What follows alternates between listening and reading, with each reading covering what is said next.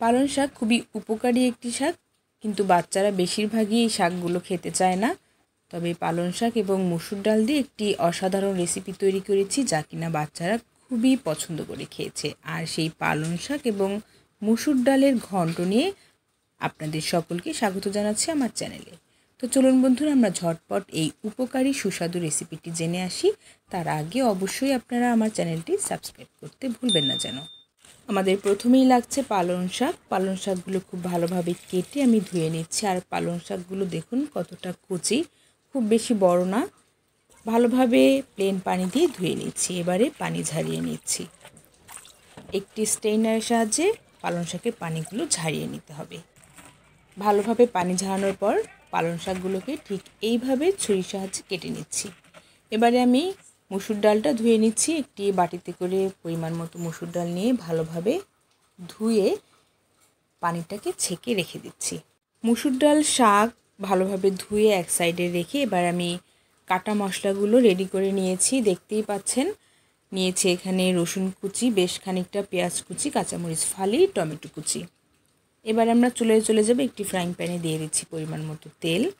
একটু কম পরিমাণে তেল দেব, কারণ পরবর্তীতে আমরা বাগার দেব। এক এক করে দিয়ে দিচ্ছি পেঁয়াজ কুচি, দিয়ে দিচ্ছি রসুন কুচি, অর্ধেকটা পরিমাণ রসুন কুচি দিলাম, দিয়ে দিচ্ছি কাঁচামরিচ ফালি এবং ভালোভাবে নেড়েচেড়ে একটু হালকা ভাজা ভাজা করে নেব 1 মিনিট পর্যন্ত। মোটামুটি 1 মিনিট পর্যন্ত ভাজা ভাজা হয়ে গেলে এতে আমি দিয়ে দিচ্ছি বাটা মশলা, আদা রসুন পেস্ট, খুবই সামান্য পরিমাণ, 1/2 চা চামচ পরিমাণ আদা রসুন পেস্ট দিলাম, দিয়ে দিচ্ছি স্বাদ মতো লবণ। আবারও ভালোভাবে নেড়েচেড়ে একটু ভেজে নিতে হবে। এবারে এর মাঝেই দিয়ে দিচ্ছি ধুয়ে রাখা মসুর ডালগুলো। ভালোভাবে নেড়েচেড়ে মসুর ডালটা একটু ভাজা ভাজা করে অল্প পানি দিয়ে নিচ্ছি। খুব বেশি পানি দেব না, যেন ঝোল হয়ে যায় সেই টাইপ দেব না, আরও কিছুটা পানি দিয়ে দিলাম। এবারে ভালোভাবে নেড়েচেড়ে একটু ঢাকা দিয়ে দেব সেদ্ধ হওয়ার জন্য। প্রিয় দর্শক, আমার বাসায় সারাদিন গ্যাস নেই, ইলেকট্রিক ইন্ডাকশনে আমি রান্নাটা সারছিলাম। আর চুলোর আঁচ দিয়ে দিলাম 1500। এবারে হলুদ দিয়ে দিলাম পরিমাণ মতো, ভালোভাবে নেড়েচেড়ে দিচ্ছি। দিয়ে দিচ্ছি এবারে বাকি কাঁচা পেঁয়াজ এবং রসুন কুচিগুলো। দর্শক, 3-4টে কাঁচামরিচ ভালোভাবে হামানদিস্তায় একটু পিষে নিয়েছিলাম, সেটি পানি দিয়ে ধুয়ে দিয়ে দিলাম। এতে করে খেতে ভীষণ ভালো লাগবে। এবারে আবারও আমরা ঢাকা দিয়ে সেদ্ধ হতে দেব। চুলোর আঁচ 1500 থাকবে। এবারে ডালগুলো যখন প্রায় 80% সেদ্ধ হয়ে আসবে, তখন এর মাঝে আমি কাটা শাকগুলো দিয়ে দিচ্ছি।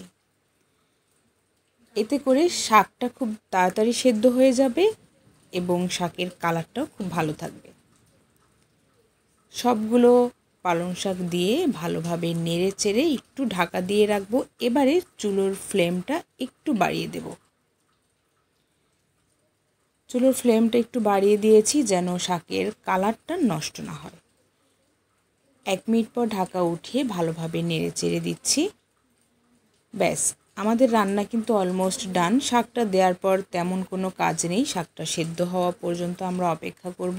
পালং শাকগুলো দেওয়ার সময় চুলোর আঁচ কমিয়ে রেখেছিলাম। এবারে চুলোর আঁচটা বাড়িয়ে বাকি রান্নাটা কমপ্লিট করব। এখন কিন্তু একদমই সময় লাগবে না, মোটামুটি 3 থেকে 5 মিনিটের মধ্যেই শাকটা সেদ্ধ হয়ে যাবে। দেখুন, আমার পালং শাকের ঘন্টটা অলমোস্ট ডান। এবারে উপর থেকে ছড়িয়ে দিচ্ছি ধনিয়া পাতা কুচি। ভীষণ ভালো একটা স্বাদ আনবে। আমার রান্না অলমোস্ট ডান। এবারে আমরা বাগার দেব। সামান্য পরিমাণ তেল দিলাম, দিয়ে দিচ্ছি পেঁয়াজ কুচি, রসুন কুচি। চাইলে আপনারা শুকনো মরিচ একটু টেলে দিতে পারেন, তো এখানে আমি শুকনো মরিচটা ব্যবহার করিনি। গোল্ডেন ব্রাউন কালার করে পেঁয়াজ এবং রসুনটাকে খুব ভালোভাবে ভেজে নিয়েছি। এবারে সেটিকে ঘন্টর উপর দিয়ে দিলাম। এই বাগারটা কিন্তু দুর্দান্ত একটা স্বাদ আনবে পালং শাকের এই ঘন্টের মাঝে। ভালোভাবে নেড়েচেড়ে মিক্স করে দিয়েছি। চুলোর আঁচ মোটামুটি অফ রাখতে পারেন, আমি এখানে একটু কমিয়ে দিয়ে মোটামুটি 30 সেকেন্ড থেকে 1 মিনিট পর্যন্ত একটু চুলোর উপরে রেখে দিয়েছিলাম। ব্যাস, আমার পালং শাক মুসুর ডালের ঘন্ট অলমোস্ট ডান।